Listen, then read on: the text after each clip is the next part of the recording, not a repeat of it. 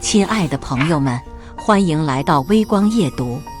砰砰砰，伴随着一阵急促到近乎粗暴的敲门声，班长张伟带着满身酒气和几个同学闯了进来。他那只刚刚还在酒桌上指点江山的手，此刻几乎要戳到林默的鼻子上，满脸涨红的嘶吼道：“林默，30年不见，你现在好大的架子！”接下来开始我们本期故事，记得点击订阅并开启小铃铛。那个名为锦绣二中93届3班一家人的微信群，是在初秋一个寻常的午后，突然出现在林默的手机里的。他甚至想不起来是哪位同学，把他从通讯录的某个尘封角落里翻找了出来，点开，一片喧闹。头像五花八门，有的是风景，有的是自拍，有的则是孩子的奖状。林默没有说话，也没有修改那个系统默认的略显尴尬的头像，他只是平静地浏览了片刻，然后熟练地找到了右上角的3个点，开启了消息免打扰。他本以为这个群的命运会和那些突然涌现的远亲群、旧同事群一样，在经历3天的虚假繁荣后，迅速沦为发布拼多多链接和养生谣言的死水。这次他预判失误了，群里的热度非但没有消减，反倒在接下来的几周里愈演愈烈。每天清晨一睁眼，未读消息的红色数字就倔强地停留在999加的位置，所有喧嚣都围绕着一个光芒四射的主题：毕业30周年同学会。班长张伟是这场盛典当之无愧的总导演，他如今是规划部门的一位科长，官不大，但位置精妙，恰好卡在了一个能让大多数人仰望又不会让少数人觉得遥不可及的层级。他在群里的发言总是带着一种恰到好处的领导派头。酒店的事大家不用操心了，我来安排，就定在咱们市里唯一的5星级皇家假日酒店。我跟他们总经理是老朋友，保证给大家拿到内部价。当年教过咱们的几位老师，特别是王老师和李老师，我都亲自上门去请，他们都答应了。费用方面，大家量力而行，先自愿乐捐，剩下的缺口我来补齐。30年就这么一次，必须办得风风光光。每一条消息发出，都像是在平静的湖面投下一块巨石，下面立刻会涌起一排排整齐划一的大拇指和玫瑰花。班长威武，还得是咱们班长，有魄力，有面子，跟着班长，没错的。这些赞美，张伟照单全收，偶尔还会发一个抱拳的表情，回复一句都是为同学服务吗？当年的他，在班里就是长袖善舞、八面玲珑的活跃分子，30年的社会磨砺，更是让他将这份人情世故的功夫修炼到了炉火纯青的地步。群里的其他同学也像是一群闻到腥味的鲨鱼，纷纷浮出水面，开始了一场不动声色的表演。一个顶着公司 logo 头像的同学发了一张堆积如山的酒香照片：“同学们，晚宴的酒我全包了，不是什么好酒，也就市面上1000把块一瓶的酱香，大家喝个痛快。”下面又是一阵惊叹和吹捧。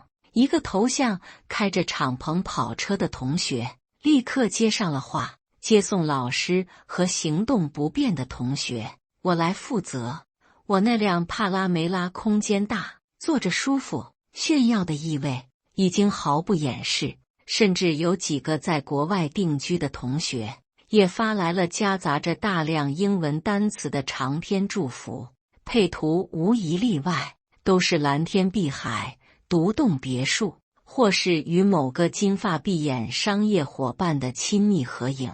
整个微信群变成了一个巨大的名利场，空气中弥漫着一股成年人世界里特有的心照不宣的攀比与虚荣。每个人都在小心翼翼的，却又迫不及待的展示着自己30年来所积攒的社会资本。林默偶尔会点开群，像一个冷静的旁观者，默默地滑动着屏幕。那些曾经熟悉的名字，如今都与一个个陌生的头衔和形象绑定在了一起。他们聊着当年某个同学写情书被抓的糗事，语气里带着胜利者的宽容。他们聊着自己孩子就读的昂贵私立学校和即将送去常春藤名校的计划。他们聊着股票，聊着基金，聊着这个城市的哪块地皮最有升值潜力。林默在这些信息流中看到了自己的名字，如同一片羽毛，轻飘飘的一闪而过。哎，咱们班是不是还有个叫林默的？我通讯录里怎么没有这个人？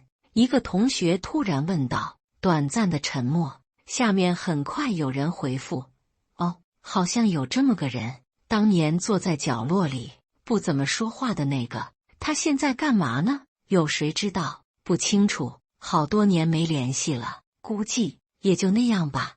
我上次好像听一个远房亲戚提过，说他开了个什么网店，卖旧书的，卖旧书，哈哈哈，这年头还有人干这个，能吃饱饭吗？算了算了，别找了，人家可能也不想来，来了坐在一桌，聊的都不是一个世界的事，多尴尬啊！说的也是，免得他自卑。就这样，关于林默的讨论草草结束。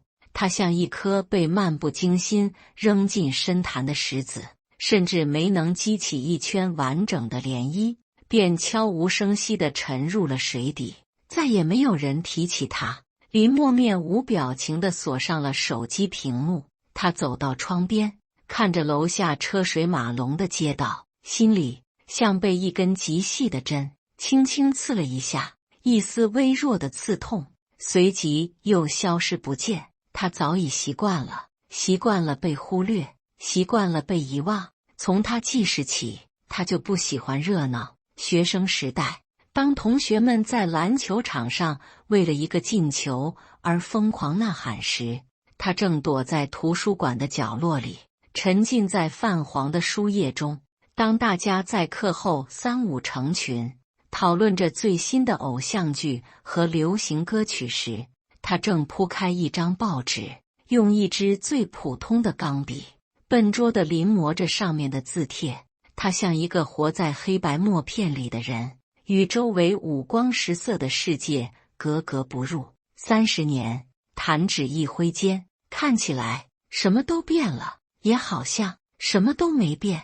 同学会定在了周6，那天的天气格外晴朗，秋高气爽，阳光透过薄薄的云层，温柔地洒在城市的每一个角落。林默的微信群从早上8点开始就进入了狂欢模式，一张张精心修饰过的自拍，一段段在酒店门口拍摄的小视频，不断地刷着屏。兄弟们，我到了！皇家假日果然气派，王老师还是那么精神，一点没变。姐妹们快来合影，30年了，我们还是这么美。林默没有点开任何一张照片或视频，他将手机开了飞行模式，随手扔在了客厅的沙发角落里，用一个抱枕盖住，眼不见心不烦。妻子上周带着上小学的儿子回了娘家，要住上几天。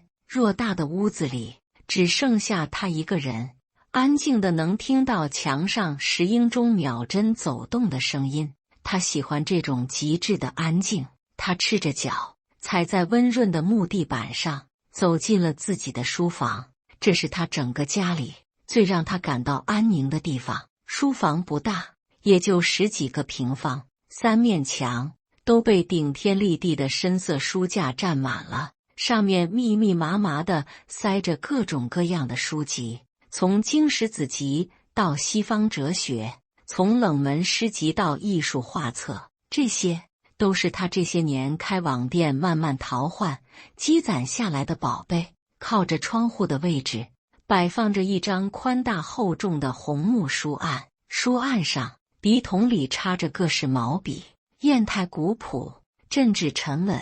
这里是他的精神世界，也是他的避难所。他的线上书店规模很小，客户也都是一些固定的老书友，生意不温不火，谈不上发财，但足以让他过上一种体面而从容的生活。比起赚钱，他更享受淘书、整理、打包，然后将一本本好书送到另一个爱书人手中的过程。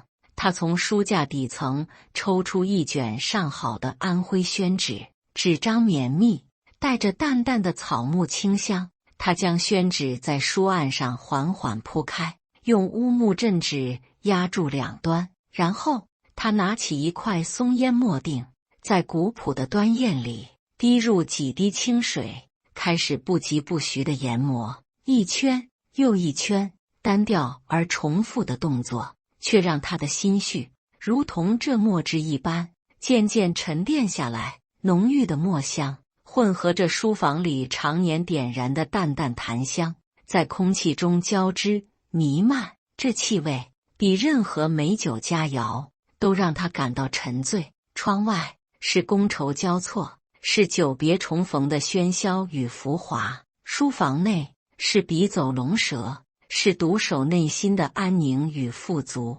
两个世界被一堵墙、一扇窗清晰地隔开。墨研好了，浓而不滞，色泽如漆。他从笔筒里选了一支狼毫长锋，他旋起手腕，让笔尖在浓墨中饱饮，然后他屏住呼吸，所有的思绪都汇聚到了笔尖那一点寒芒之上。落笔，行云流水，人间有味是清欢。7个行书大字一气呵成，笔力时而雄浑，时而飘逸，气韵贯通，自成格局。写完最后一个笔画，他缓缓吐出一口浊气，他放下毛笔，后退2步，静静地欣赏着自己的这幅作品。字里行间透着一种历经世事后的淡然与通透。他很满意，他觉得自己此刻的心境与这幅字达到了完美的统一。第二天是周日，阳光依旧很好。林默起得很早，打了一套8段锦，然后便钻进书房，开始整理昨天收到的几本旧书，准备给一位老客户打包发货。就在他专心致志地用气泡膜包裹一本民国版《浮生六记》时，一阵突兀的敲门声打破了满室的静谧。砰砰砰，声音又响又重，完全不像正常的拜访，倒像是在砸门，带着一种不容置疑的蛮横和急不可耐的怒气。林默皱起了眉头，他在这里住了快10年，邻里关系和睦，从没有人用这种方式敲过他家的门。会是谁？他心怀疑惑地走到门口，习惯性地凑到猫眼前往外看，只看了一眼，他的眉头皱得更深了。门外赫然站着3、4个西装革履的男人，个个都梳着油亮的头发，挺着微微发福的啤酒肚。为首的那个人，他一眼就认了出来，是班长张伟。张伟的身后还跟着李东、王明，还有另一个他叫不上名字的同学，都是昨天在群里最活跃、最爱出风头的那几位。他们怎么会找到这里来？林默心里掠过一丝不快，但还是伸手打开了房门。门刚开一道缝，一股浓重的宿醉后特有的酒气，混合着劣质香烟和廉价香水的味道，便扑面而来。林默，你可真行啊你！张伟一马当先，根本没等林默开口，就用他那只戴着金戒指的粗壮手指指着林默的鼻子。30年同学会，全班同学天南海北的都赶回来了，就你一个人没到场。他的声音洪亮，带着一种不容置疑的质问腔调，仿佛林默犯了什么十恶不赦的大罪。你什么意思？啊，现在混出名堂了，看不起我们这些老同学了。他身后的李东，那个开了家小公司的老板，立刻上前一步，一唱一和：就是啊，林默，你也太不给大家面子了。李东斜着眼，上下打量着林默身上那件朴素的棉麻家居服，眼神里充满了毫不掩饰的轻蔑。班长为了这次同学会，前前后后忙活了1个多月，嘴皮子都快磨破了。你倒好，请都请不动，架子比市长还大。另一个同学也阴阳怪气地开了口：哎呦，我当是谁呢？原来是我们班当年的大才子啊！怎么，是不是觉得我们这庙太小，容不下你这尊大佛？他们的脸上都带着酒后的潮红和一种莫名的兴奋，仿佛今天上门来兴师问罪是一件多么正义凛然，又多么能彰显他们集体荣誉感的事情。林默平静地看着他们，像在看一场排练拙劣的闹剧。他们的眼神，他们的语气，他们的姿态，无一不再透露着一个信息：我们混得很好，而你不行。我没有接到通知。林默终于开口，声音不大，但很清晰，像一块石头落入了他们嘈杂的声浪里。没接到通知。张伟像是听到了本世纪最好笑的笑话，夸张地大笑起来，哈哈哈哈。他说他没接到通知。他转头对李东他们说：你们听到了吗？群里了全体成员不下10遍，通知发了7、8轮，全班同学都知道，就你林大才子一个人不知道。我手机开了免打扰，平时很少看群消息。林默耐着性子解释道：呵呵，好一个很少看群消息。李东冷笑一声，他往前凑了凑，几乎要贴到林默脸上。林默，我听说你现在在网上开个小破店，卖旧书。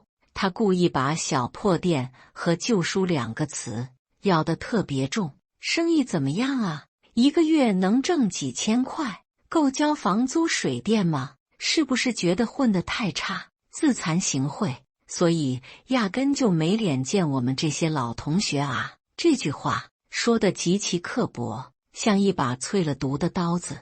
林默的眼神终于冷了下来，他没有愤怒，只是觉得有些悲哀。30年的时光足以让一个人的容貌、地位、财富发生天翻地覆的变化，却丝毫无法改变某些人根植于骨子里的浅薄与傲慢，混口饭吃而已，不劳各位费心。林默的声音里已经带上了一丝疏离，他侧过身，让开了门口的位置，做了一个请进的手势。外面站着影响不好，进屋说吧。他不想在家门口跟这群半醉的家伙拉拉扯扯，让街坊四邻看了笑话。张伟等人对视了一眼，眼神里充满了胜利者的得意和即将深入敌人内部一探究竟的好奇。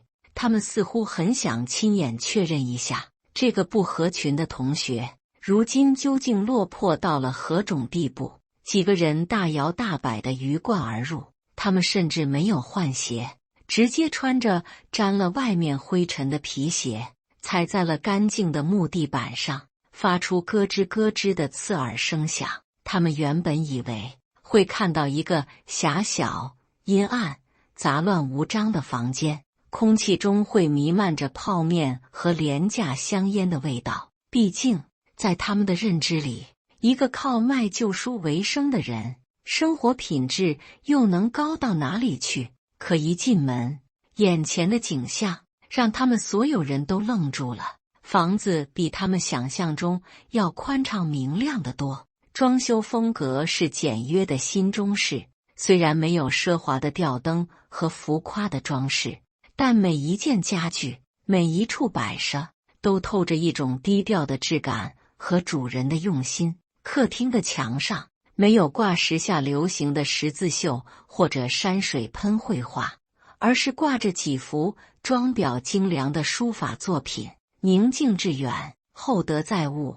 他们虽然看不懂笔法的高下，但那一个个黑色的方块字，仿佛带着生命，散发着一股沉静而厚重的力量，让这几个满身铜锈和官气的人莫名地感到了一丝局促和不自在。这屋子里的气场跟他们想象中那个混得不好的林默完全不搭边。你这房子是租的还是买的？李东有些结巴地开口，试图用金钱来衡量这一切，以找回自己的心理优势。很多年前买的，那时候房价还便宜。林默淡淡的回应。他从鞋柜里拿出几双客用的拖鞋，整齐地摆放在他们脚边，但并没有强求他们换。我去给你们倒几杯水。说完，林默便转身，不紧不慢地走向了厨房，留下张伟几个人尴尬地站在客厅中央。还是张伟的心理素质最好，他很快就从最初的错愕中恢复过来。他清了清嗓子，重新端起了他那副科长视察工作的派头，背着手在客厅里踱起了步。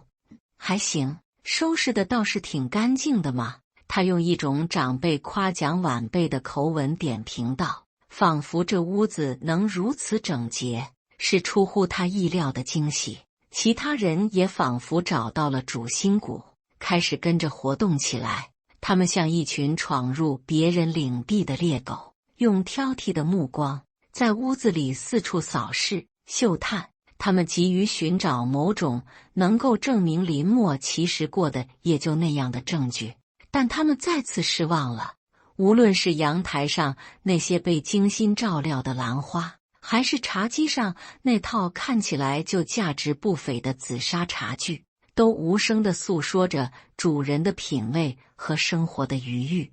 这让他们心里那点可怜的优越感开始一点点地瓦解，一种莫名的烦躁和嫉妒开始在他们心底滋生。就在这时，王明，那个在市政府办公厅工作的同学，眼尖地发现了一间敞开着门的房间。哎，班长，快看，他这里还有个书房。这个发现让几个人精神一振，他们立刻被吸引了过去，仿佛发现了一个可以最终揭开谜底的关键场所。他们没有丝毫的客气，甚至没有征求主人的同意，就自顾自的一窝蜂地涌进了那间书房。书房里的景象再一次给了他们强烈的视觉冲击。三面墙，从地板到天花板，全都是书，成千上万册的书，整齐地排列在书架上，散发着一种知识特有的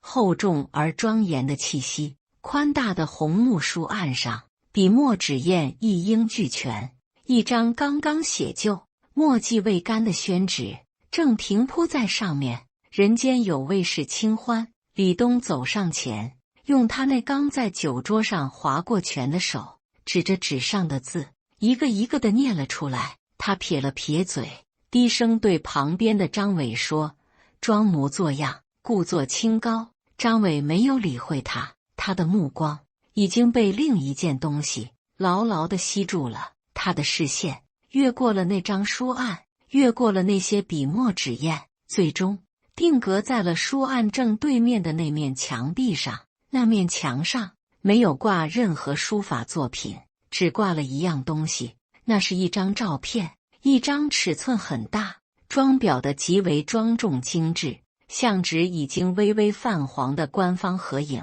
看到照片上的人物，张伟的呼吸瞬间停滞了，他的大脑像一台超负荷运转的电脑，瞬间死机。哎呀！就在他大脑一片空白、天旋地转的时候，他身后突然传来一声凄厉的短促惊叫，是王明，那个在市政府办公厅工作的王明。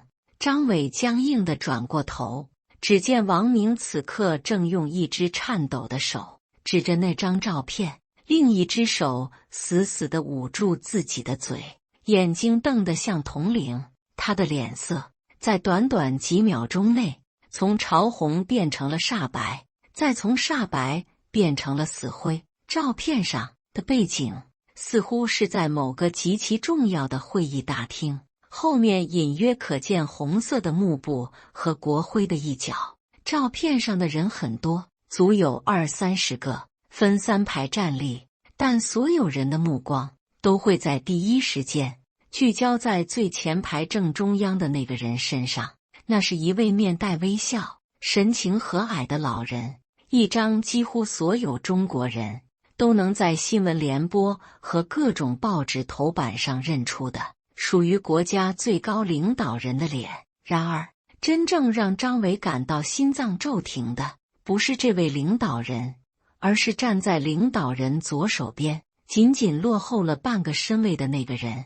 那是一个身穿深蓝色中山装，戴着一副金边眼镜，面容儒雅、气质沉静的中年男人。他站在那里，神态从容谦和，没有丝毫的局促，但那个位置本身就代表了一种无法用语言形容的分量与意义。那不是一个普通的随行人员或者工作人员能站的位置。这张照片绝不可能出现在一个普通市民的家中，它存在的场合只可能是国家级的历史博物馆，或是省部级政府大楼最核心的荣誉陈列室里。张伟的笑容僵硬在了他肥硕的脸颊上，他的瞳孔因为极度的震惊而急剧收缩，变成了一个危险的针尖。他死死地盯着照片上那个中年男人的脸，那张脸既陌生，又感到一种源自灵魂深处的熟悉与敬畏。他在哪里见过？不，他没见过真人，但是他听过，他不止一次地听过。他的父亲在市里的一个实权部门熬了一辈子，才爬到一个副处长的位置上。张伟从小就听父亲在酒后或是在教训他的时候，用一种混杂着崇拜、敬畏、向往甚至恐惧的复杂语气提起一个名字：林老。父亲说，这位林老是他们这一代从政者的一个传说，一个神话，说他当年以雷霆万击之势，从基层一步步做起，最终成为了本省政界的擎天之柱。说他为人刚正不阿，铁面无私，亲手送进去过不少贪官，也亲手提拔起来一大批如今遍布全省各地的中坚力量。父亲还曾不止一次地感叹，自己这辈子最大的遗憾就是官职太低，连在一次大会上远远看一眼林老的资格都没有。林老，张伟的嘴唇开始不受控制地哆嗦起来，他用力地眨了眨眼，几乎要把眼角逼裂，再次死死地看向照片。照片上那个气质儒雅、眼神深邃的中年男人，和门外那个他刚刚还在肆意嘲讽、轻蔑对待的同学林默，他们的眉眼、他们的鼻子、他们的脸部轮廓，至少有6分，不是7分相似。一个荒唐、恐怖，让他浑身血液都瞬间冻结的念头，如同惊雷一般，在他脑海中炸响。作为市政府的笔杆子，王明比张伟和李东更有机会接触到一些省里的历史资料和高级档案。他不仅听过林老的传说，他甚至在一份内部存档的画册上亲眼见过这张照片。他比张伟更清楚地知道照片上这个人究竟意味着什么。紧接着，在张伟惊恐万状的注视下，王明的双腿就像被抽掉了骨头一样，猛地一软，扑通一声，他竟是没能站稳，一屁股瘫软在了冰凉的地板上。这一声惊叫和这一下沉重的跌坐，像是一个发令枪。张伟只觉得自己的膝盖也像被灌了铅一样，再也站立不住。扑通一声，张伟的双膝重重地砸在了书房的地板上，发出一声沉闷的巨响。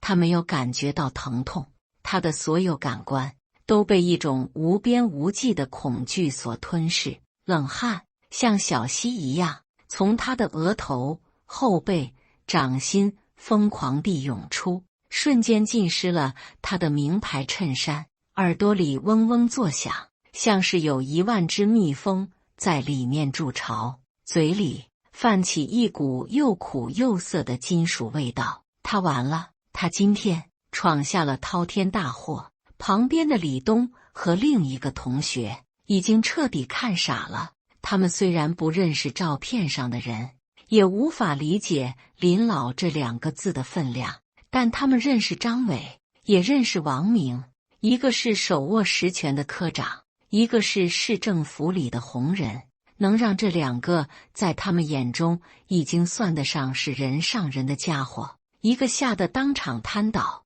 一个吓得直接下跪。那墙上照片里的人该是何等通天的存在，而这个人的儿子就是他们刚刚还在肆意嘲讽、百般羞辱的林默。李东的酒瞬间全醒了，他只觉得一股寒气从脚底板直冲天灵盖，浑身的汗毛都倒竖了起来，他的大脑一片空白，只剩下2个字在疯狂回响：完了。书房里的空气仿佛被抽干了，4个不速之客，一个跪着，一个瘫着，2个站着如同石化的雕像，谁也不敢动，谁也不敢出声。死一般的寂静里，只有他们自己粗重而压抑的喘息声。就在这时，林默端着一个托盘，上面放着几杯刚沏好的热茶，不紧不慢地走了进来。来，喝点茶吧，解解酒。他的声音温和而平静，像往常一样。可这声音在此刻的张伟等人听来，却如同来自九幽地府的审判之声。林默走进书房，看到的就是这样一幅极其诡异的画面。他愣了一下：“你们这是在做什么？”他的目光扫过跪在地上的张伟，瘫软在地的王明，还有脸色惨白的李东。最后，他的视线顺着他们僵硬的目光，落在了自己身后墙壁上那张父亲的照片上。他瞬间什么都明白了，一股深深的疲惫感涌上了他的心头。张伟听到了林默的声音，像是被电击了一般，猛地一个机灵，他顾不上膝盖的剧痛，几乎是手脚并用地爬向林默，脸上硬生生挤出一个比哭还要难看100倍的笑容。他的腰已经弯成了一张弓，头几乎要埋到地上去。林默，不，默哥！这一声默哥叫得撕心裂肺，充满了无尽的悔恨与恐惧。默哥，我们错了，我们真的错了。他语无伦次，声音都在剧烈的发颤，带着哭腔。我们就是一群混蛋，我们有眼不识泰山，我们昨天喝多了，今天脑子还不清醒，就跑来胡说八道。他一边说，一边开始自己扇自己的耳光，啪啪，声音清脆而响亮。是我们狗嘴里吐不出象牙，是我们小人之心夺君子之腹。您大人有大量，千万别跟我们这些小人物一般见识。他用上了您这个敬语，姿态卑微到了尘埃里。瘫在地上的王明也挣扎着想要爬起来，却因为双腿发软，怎么也站不起来。他只能仰着头，用一种近乎哀求的目光看着林默，嘴唇翕动着，却一个字也说不出来。李东更是吓得魂飞魄散，他反应过来，也跟着张伟一起对着林默90度鞠躬。默哥，对不起，真的对不起，我就是个开小破公司的，我就是个屁，您把我刚才说的话都当成屁，给放了吧。他恨不得把自己的舌头都咬下来。林默看着眼前这出荒诞的闹剧，看着他们瞬间变换的嘴脸，从前一刻的嚣张跋扈，到此刻的卑微谄媚，他的心里没有愤怒，没有得意，甚至没有一丝快感，只有一种深深的厌倦。这就是他一直以来极力避开所有同学聚会、所有社交场合的原因。太累了，也太虚伪，太没意思了。他将手里的托盘轻轻地放在了那张宽大的红木书案上，茶杯与桌面碰撞，发出一声清脆而沉稳的哒。这声音不大，却像一记重锤，狠狠地敲在了张伟等人的心脏上。没什么，林默终于开口，声音依旧平静，听不出任何情绪。都过去了。然后他看着他们，目光清澈而疏离，缓缓地补充了一句：“我只是习惯了清静。”这句话轻描淡写，但在张伟等人听来，却比任何严厉的斥责都更让他们感到恐惧。习惯了清静，这5个字是一道不可逾越的鸿沟，将他们与林默清晰地划分在了2个截然不同的世界。这也是最委婉，却也最决绝的逐客令。话里的意思，他们听得明明白白。你们这些凡夫俗子，已经打扰到了我的世界，现在可以滚了。是，我们知道，我们明白。张伟如蒙大赦，点头如捣蒜。他甚至不敢去擦额头上的冷汗和眼角的泪水。我们这就走，再也不敢来打扰您，打扰莫哥您的清静。他挣扎着从地上爬起来，也顾不上拍掉膝盖上的灰尘，一把拉起还瘫在地上的王明。那我们就不打扰了，您忙。他连看一眼那几杯热茶的勇气都没有，转身就踉踉跄跄地往外冲。李东和另一个同学也像是躲避瘟疫一样，紧紧地跟在后面，低着头，连滚带爬。几个人在玄关处因为太过慌乱，甚至挤作一团，差点绊倒。他们手忙脚乱地换上自己的皮鞋，连鞋带都来不及系好，就拉开房门，逃命似的冲了出去。林默没有去送，他只是静静地站在书房门口，看着他们狼狈不堪的背影消失在门外。他走过去，轻轻地关上了房门。咔嗒一声轻响，世界再次恢复了它应有的宁静。屋外那些嘈杂的、虚伪的、令人疲惫的一切都被彻底隔绝。林默走回书房，空气中还残留着他们带来的那股浑浊的酒气。他走到窗边，推开窗户，新鲜的、带着阳光味道的空气立刻涌了进来，驱散了那最后一丝不和谐的气味。他的目光落在了墙上那张父亲的照片上，照片上的父亲还是那么的儒雅，那么的从容。这张照片还是他上大学时从一本内部发行的画报上小心翼翼地剪下来，自己找人装裱起来的。对他而言，这只是儿子对父亲的一种崇敬和思念。他从未想过要用这幅照片去证明什么，或者换取什么。父亲退休后，便彻底成了一个喜欢养花、逗鸟、下棋的普通老头。他也曾不止一次地告诫林默，要靠自己的双手活出自己的人生，不要活在父辈的影子里。林默一直都是这么做的。他摇了摇头，嘴角泛起一丝无奈的苦笑。他拿起书案上那支还带着墨香的狼毫笔，将那张被李东指点过的宣纸团成一团，扔进了纸篓。然后他重新铺开一张洁白的新纸，窗外的阳光正好透过枝叶的缝隙，在宣纸上投下斑驳的光影。他提起笔，饱蘸新墨。他再次屏住呼吸，悬起手腕。这一次，他写下的不再是人间有味是清欢，而是另外4个字：心安是福。落笔收锋，一气呵成。对他而言，无论是30年前被同学忽略，还是30年后被他们问罪，亦或是此刻被他们敬畏，都不过是别人世界里的波澜壮阔。而他只想，也只需守护好自己内心的这一方小小天地。